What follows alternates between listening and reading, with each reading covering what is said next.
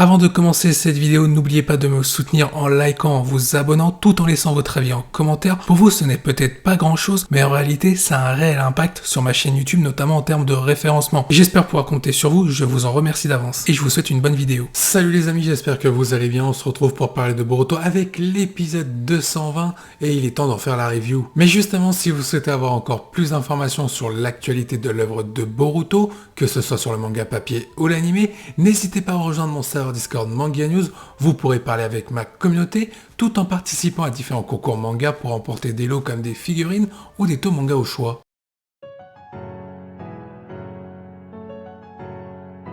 Faisons un petit récapitulatif de ce qui s'est passé durant l'épisode 220. L'épisode va commencer avec un Boruto plutôt pensif concernant sa situation, en train de devenir un peu dramatique sur le fait qu'il possède toujours le Kama et que Momoshiki a pris récemment le contrôle sur son corps et son esprit et que ça a eu des conséquences concernant la perte du Rinnegan de Sasuke. Et Boruto a justement peur de s'endormir et de réveiller Momoshiki pour que celui-ci puisse s'attaquer au village de Konoha et donc s'en prendre à ses amis tels que Mitsuki et Sarada. Boruto est réellement angoissé. Ce qui est plutôt sympa dans cet épisode, c'est qu'on nous montre une opposition en termes de personnalité par rapport à ce Boruto-là avec le Boruto des débuts qui avait le sourire et qui était plutôt actif, voire très joyeux concernant la situation qui l'entourait, c'est-à-dire qu'il avait tout. Là, le fait qu'il ait le Kama, on voit que Boruto n'a plus du tout le sourire, qu'il est plutôt inquiet et qu'il sait désormais que son temps est peut-être compté par rapport à l'autotsufication qui est en train d'avoir lieu dans son corps en rapport avec Momoshiki. Là, on voit vraiment le sens des responsabilités de Boruto ainsi que le drama qu'il est en train de produire autour de lui. Parlons de la visioconférence lors de la réunion des Kage pour évoquer différents points, le fait que la menace d'Ishiki Otsutsuki a été écartée, mais que Naruto a perdu Kurama et Sasuke son Rinnegan. On peut voir un Naruto proposer une alliance à travers les autres pays pour trouver le personnage de code et le mettre hors d'état de nuire afin de stopper définitivement Kara. On a aussi l'autre point qui a été évoqué, le corps de Boruto qui est en train de devenir un Otsutsuki, notamment en rapport avec Momoshiki. Et là, à la surprise générale, comme on l'avait vu dans le manga, Gaara dit clairement à Naruto, et il insiste même, qu'il faudra tuer Boruto si celui-ci est en train de perdre le contrôle sur son corps et son esprit par rapport à Momoshiki, et avant que la situation dégénère. Et on a aussi une petite surprise, la Tsuchikage qui prend quand même le parti de Naruto face à Gaara en lui disant que ça ne va pas, Naruto ne va pas tuer son propre fils. Et à ce moment-là, on a un Naruto de plus en plus dans le désespoir, en train de se résoudre peut-être à éliminer son propre fils, son sang. Je vous pose une question en commentaire, je vous invite à y répondre. Est-ce que cette scène-là entre Gaara et Naruto ne peut pas laisser présager une potentielle 5e grande guerre ninja par rapport à un conflit commun, c'est-à-dire Boruto, avec le camp de ceux qui veulent le garder en vie et ceux qui veulent le tuer pour éliminer la menace de Momoshiki. L'enjeu serait très intéressant. Ensuite, l'épisode va se poursuivre un petit peu plus tard. On va retrouver à nouveau Naruto avec Sasuke en train de discuter de différentes situations et notamment le cas de Boruto. On a un Naruto qui dit clairement à Sasuke qu'il ne serait pas capable de tuer son propre fils même s'il y a Momoshiki à l'intérieur de lui. Sauf qu'on a un Sasuke qui lui dit clairement que la première fois il n'a pas pu et heureusement que Kaoki était là pour les sauver, mais la deuxième fois Sasuke ne rattrape pas Boruto. Maintenant, est-ce que Sasuke le fera vraiment? J'en doute. Néanmoins, ce qui est très intéressant dans cette scène, c'est les points de vue qui divergent entre Naruto et Sasuke, amenant à une dispute. On voit un Naruto prendre par le callback Sasuke en lui disant « Mais tu es un taré, tu veux tuer mon propre fils, ça ne sera pas le cas tant que je serai le 7e Hokage ». Sauf que Sasuke remet les idées en place à Naruto avec une simple phrase en disant « N'oublie pas que tu n'as plus Kurama ». En gros, ça veut dire « Est-ce que tu pourras réellement stopper Momoshiki si celui-ci doit ressusciter ?» Toutefois, dans cette scène-là, il y a quelque chose qui m'intrigue. Le fait que Sasuke soit sûr de pouvoir vaincre Boruto, contrôlé par Momoshiki, avec la perte de son Rinnegan, c'est peut-être possible. Mais comment se fait-il que Naruto, sans Kurama, lui en serait incapable? En tout cas, Au vu des propos, c'est selon l'analyse de Sasuke. Autre point que j'ai aimé dans cette scène-là, c'est qu'on voit un Naruto avoir des regrets de n'avoir rien fait concernant la situation de Boruto avec son Kama, même si Sasuke le rassure en lui disant qu'il n'aurait rien pu faire dans tous les cas, il n'y a pas de solution miracle.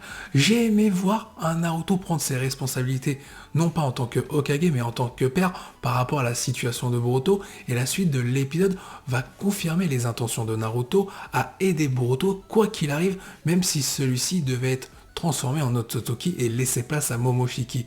Pour le coup, l'anime a fait très fort en termes d'émotion, c'était une véritable masterclass. Justement, en parlant de la scène entre Naruto et Boruto qui était poignante et qui m'a donné des frissons, c'est plutôt rare dans l'anime, c'est arrivé généralement pendant des combats, mais des scènes avec un scénario hyper bien développé comme ça, c'était plutôt rare et l'anime l'a fait sur cet épisode. On voit un Naruto qui veut rassurer Boruto en lui disant qu'il sera là quoi qu'il arrive et qu'il trouvera une solution pour le sauver de Momoshiki, et tant qu'il sera en vie, tant qu'il sera le 7ème Hokage, et même s'il devait quitter ce poste, et même s'il n'a plus Kurama, il fera tout pour sauver Boruto, et il ne voudra absolument pas le tuer. Et la scène va devenir de plus en plus émouvante, où on va voir un Boruto s'écrouler de fatigue dans les bras de Naruto, pour montrer qu'il est là, que son père est là pour le rassurer, une relation qui est en train de se développer, mais vraiment de façon exceptionnelle grâce à l'anime. Il est vrai que dans le manga, ce n'est pas vraiment le cas pour le développement de certains personnages individuellement ou collectivement, notamment aussi la relation sensei entre Boruto et Sasuke qui est délaissée dans le manga, mais ce n'est pas le cas dans l'anime. Et là pour le coup, on a la relation père et fils entre Boruto et Naruto, et c'était tout simplement un chef-d'œuvre. Et ce qui est vraiment sympa, c'est qu'on voit un Boruto qui dit clairement à Naruto qu'il a compris c'était quoi désormais son Nindo, le fait que Naruto doit protéger chaque villageois au village de Konoha, mais aussi avant tout son fils désormais de Momoshiki. Et on a un Naruto qui répond à Boruto qu'il commence à comprendre son père. C'est à ce moment-là qu'on voit un Boruto en train de s'endormir dans les bras de Naruto qui lui commence à avoir une crise d'angoisse par rapport à un potentiel réveil de Momoshiki, car comme il est dit dans cet épisode, si Boruto finit par s'endormir, il y a de grandes chances que Momoshiki en profite pour prendre le contrôle sur le corps et l'esprit de Boruto. Donc forcément, Naruto est en train d'angoisser par rapport à la situation qui pourrait se produire. Mais heureusement, on a l'intervention d'Amado qui arrive pour lui apporter une bonne nouvelle en lui disant qu'il a confectionné des pilules qui pourraient servir à Boruto et notamment sa transformation en Otsutsuki, car grâce à ces pilules, Boruto verra sa transformation stoppée. En réalité, Amado explique qu'il avait déjà confectionné ce type de médicament à l'époque pour Kawaki et éviter que celui-ci se transforme de plus en plus en Otsutsuki par rapport à Jigen, soit Ishiki Otsutsuki. D'où le fait que le Kama de Kawaki soit moins développé que celui de Boruto. En réalité, Amado a tout prévu depuis le début. D'ailleurs, ce qui est plutôt sympathique, c'est qu'on a les explications qui sont pareilles que dans le manga, mais un petit poil plus détaillées dans l'anime. On a clairement Amado qui dit que ce médicament-là a un effet définitif si Boruto continue de prendre les médicaments. De plus, il explique à Naruto pourquoi il confie ses médicaments à son fils, car tout simplement, il connaît cette sensation d'angoisse par rapport à la situation de Naruto et que lui aussi, il a perdu une fille il y a 12 ans qui est décédée. La fin d'épisode va se terminer avec Kawaki qui voit une proposition de la part de Naruto se faire, notamment le fait de devenir un genin, peut-être pour préparer les futurs épisodes avec l'examen Chunin qui va avoir lieu sous la proposition de Naruto à Shikamaru. De plus, je vais rajouter quelque chose, on l'a vu dans l'épisode, Kawaki s'est fait soigner son bras par Sumire grâce à Amado qui lui souhaite devenir un conseiller officiel de Katasuke au village de Konoha. Et l'épisode va se terminer avec un Boruto en train de manger les pilules que lui a donné Naruto qui ont été confectionnées par Amado avec le début de l'organisation du futur examen Chunin. Avant de terminer cette partie récap, je vais rajouter quelque chose en rapport avec les pilules d'Amado et sur les différences qu'on peut voir dans l'anime et dans le manga. Dans le manga, on sait que les pilules ont pour effet de diminuer la transformation en Otsutsuki, voire la stopper, par rapport au pouvoir originel des Otsutsuki, c'est-à-dire le Byakugan. Ce médicament-là a pour efficacité d'enrayer les caractéristiques du Byakugan d'un Otsutsuki. D'ailleurs, c'est ce qui est dit dans l'anime. On connaît aussi les effets secondaires dans le manga, comme je l'ai dit il y a quelques instants, mais dans l'anime, ce n'est pas le cas. Amado dit clairement qu'il y a des effets secondaires, sans dire ce que c'est à Naruto. Maintenant, je trouve ça beaucoup plus cohérent, car Amado n'a jamais réellement assisté à quelqu'un qui prenait ses médicaments avec des effets secondaires qui se sont produits. Sauf Karoki, sauf que lui n'a pas eu d'effets secondaires. Donc il ne peut pas deviner les effets secondaires à la différence du manga. Pour le coup, l'anime a rattrapé un petit souci d'incohérence par rapport au manga, selon moi.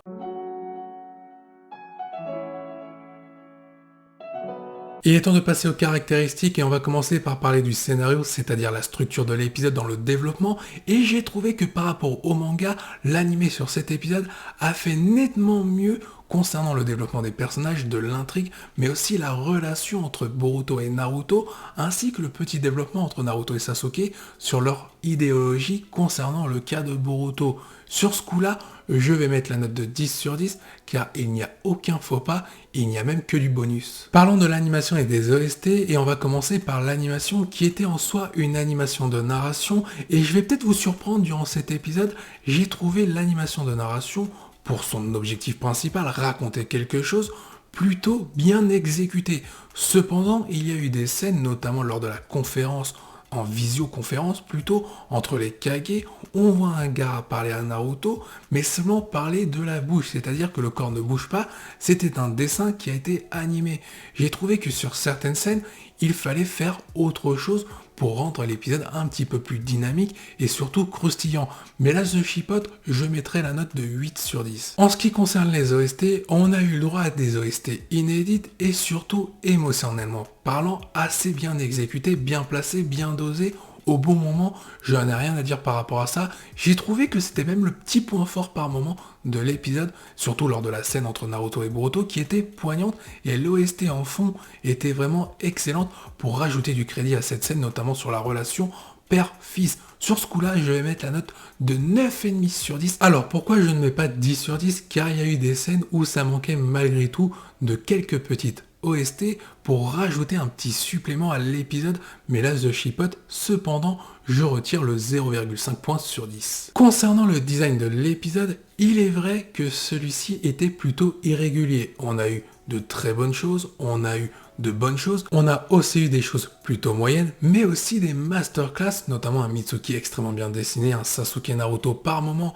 qui était très bien dessiné, mais il y a eu aussi de gros ratés. On a eu le droit à un Naruto en mode lutin qui venait de finir son métier de nuit avec le Père Noël. Et ça, c'était vraiment un raté que je ne pardonne pas à l'anime, surtout quand on parle de Naruto. Il y a eu aussi des petits moments où le design était plutôt plat avec Boruto. Amado, c'est du 50-50, il a été un coup très très bien dessiné avec une belle masterclass en toute fin d'épisode. On est forcément un petit peu déçu dans la globalité du design qui a été proposé sur l'épisode par rapport à ce que nous avait proposé l'anime ces derniers temps.